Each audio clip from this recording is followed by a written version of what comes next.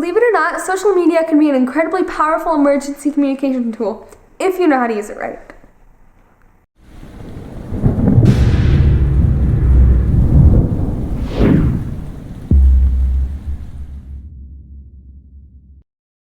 Hi, I'm Kenny. And I'm Christy, and we're the Provident Preppers. Social media can be a valuable tool during an emergency to help reunite you with your family and relay important information and updates. In this video, we're going to show you some ways that you might want to consider implementing social media into your family emergency plan. Social media could play a significant role in your disaster communication plan.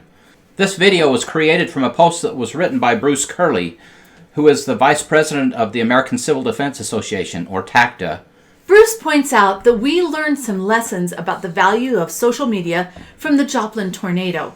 Social media was instrumental in coordinating the effort. It was a place where people could help people and connected them with organizations. You need to build your social media network today. This is one of those things that definitely can't wait until the disaster strikes. Design your social media crisis plan. Set up your accounts, build your friends or follower base, and join online communities, and then engage in social media with your contacts. Having a list of emergency contacts is really important. In this case, you need phone numbers, email addresses, and social media information that includes your plan, your list of social media platforms, along with usernames and passwords. The reach of social media is incredible. You can connect with thousands of people, and the information is instant. Social media has a unique ability to provide news that is on the ground, right where it's happening. And social media can also bypass all the red tape that accompanies the official authorities. So sometimes you can get important information before it's ever broadcast on the regular news outlets. Let's talk about some of the social media platforms that you might use for your emergency communications. There are pages such as the Joplin Tornado information page on Facebook that helps keep people connected and updated on their local tornado and other important information. On the center panel there, you can see Facebook being used to monitor flood flows and river stages so that people know when it's time for them to evacuate. And many local law enforcement agencies will have a page on Facebook where they will post important information about some of the criminal activity in your neighborhood. Twitter can also be an effective social media platform in disasters. Los Angeles has a couple of different Twitter feeds that they use. One is LA City Emergency Alerts, and the other is LA City Emergency Management Department. And both of those are used to keep their citizens posted on important information that they might need to know. New York City also has an emergency management feed, and their most recent posts have to do with the coronavirus and the status. Instagram is a more effective platform, I think, for communicating with your family and with your immediate friends and neighborhood. However, it does have a place with larger organizations, but most of them seem to use Facebook and Twitter. And then there are some platforms that you might not think of as being helpful in emergency, such as LinkedIn. LinkedIn is a platform that is used to connect professionals, but it might be a good place to find disaster relief contractors that can help you when you need to put your life back together. Also check the App Store for emergency preparedness apps that might be useful to you.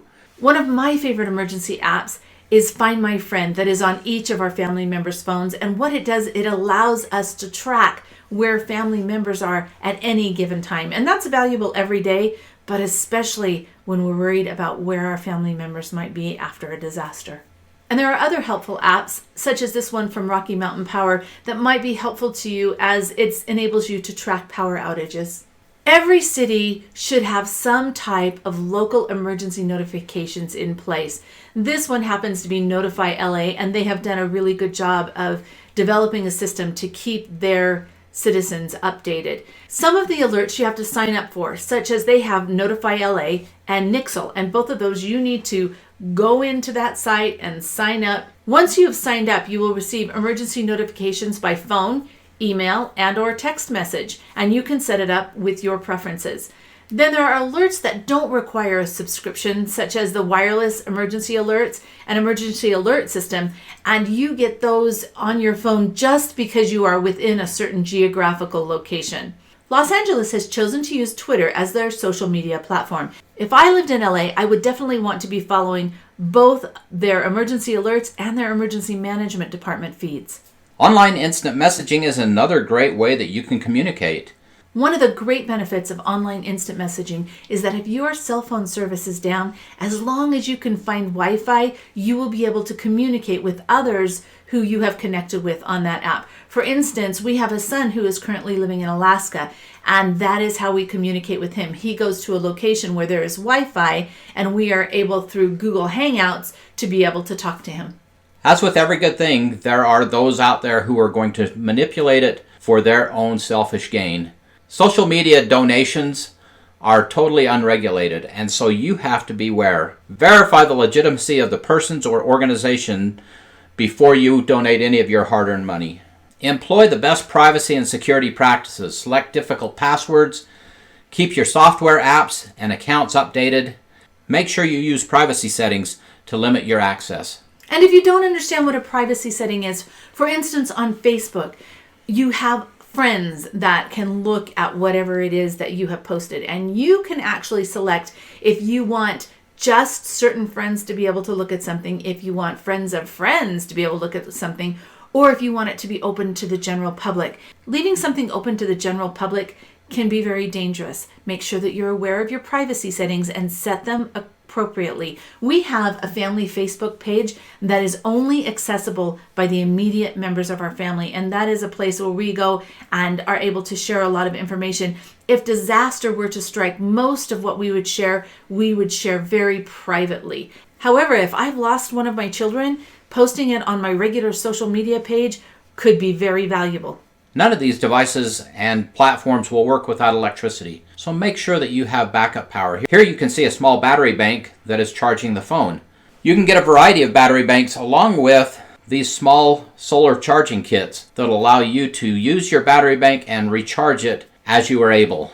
You can also opt for a larger battery bank that has a lot more capacity. These are generally charged either from household power when it's available or using solar panels. As you can see, the red and black cables here are an input from our solar panels. You can also use a jump pack, which is normally used for jump starting a car, but a lot of these now have the capability of charging and lights. So check those out as well. Don't be overwhelmed. For some of us, social media is a part of our everyday life. And for some of us, we have avoided it at all cost. Now, having said that, I am coming along kicking and screaming, but I am coming along, and I'm understanding that it can be a powerful communication tool in an emergency and in everyday life. What you really need, we've shown you a lot of stuff, and there are so many other social media platforms that are out there that we didn't even begin to talk about. But you really only need one instant messaging app. You need a couple of social media platforms such as Twitter and Facebook, and those should be determined by what your family is already using and the pages that you might want to have access to. And then sign up for local emergency alerts. Your city will have some type of an alert system in place, and you need to be on that list. And then get backup power for your devices. And if you don't know how to do this, ask a teenager. They'll know. Your job is to get started today. Design a crisis communication plan using the input and the expertise of your family members. Download the apps that you need, set up your accounts, actively build your network, and probably the most important is to communicate regularly using these social media platforms. Practice, practice, practice is the way that you're going to make this work well. We invite you to Google the Provident Prepper, social media, valuable tool for emergency communication. That is the post that this video is based off of. It has lots more information that you will want to look at. Also check out our YouTube channel, including Prepper Disaster Comms and Family Emergency Plan. Great information. Check them out. It's time to get started. If you don't know very much about social media, ask a teenager. We're the pros. Don't underestimate our ability to make a valuable contribution to your family's emergency communication plan. And now for the question of the day. How have you seen social media successfully used in an emergency? What are your favorite apps to help you survive disaster? Comment below. And thanks for being part of the solution.